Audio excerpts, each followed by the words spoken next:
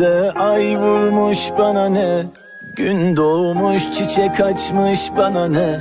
Benim acım aşkımdan sana ne, istemiyorum gelme.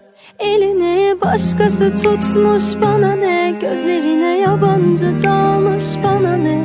Benim acım aşkımdan sana ne, istemiyorum gelme.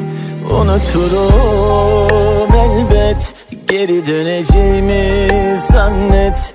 Ben de bittin artık sen, hesabını Tanrı'ya ver.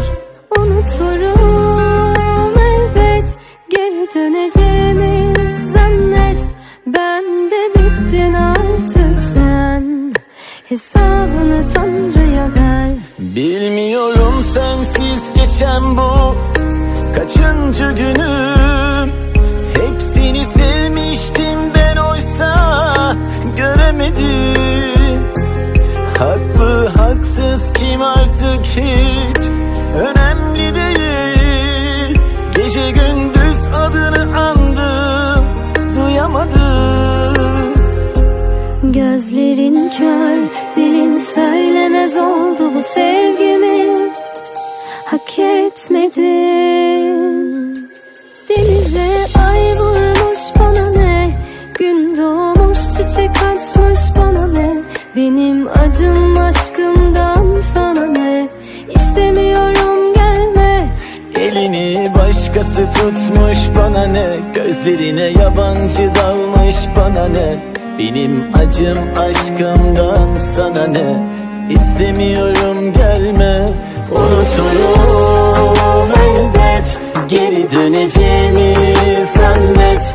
Ben de bittin artık sen, hesabını Tanrı'ya ver. Unuturum elbet, geri döneceğimi zannet. Ben de bittin artık sen, hesabını Tanrı'ya ver. Unuturum elbet, Unuturum elbet. gözlerin kör, dilin söylemez oldu bu sevgimi. Hak etmedin. Unuturum elbet, geri döneceğimi zannet. Ben de bittin artık sen, hesabını Tanrı'ya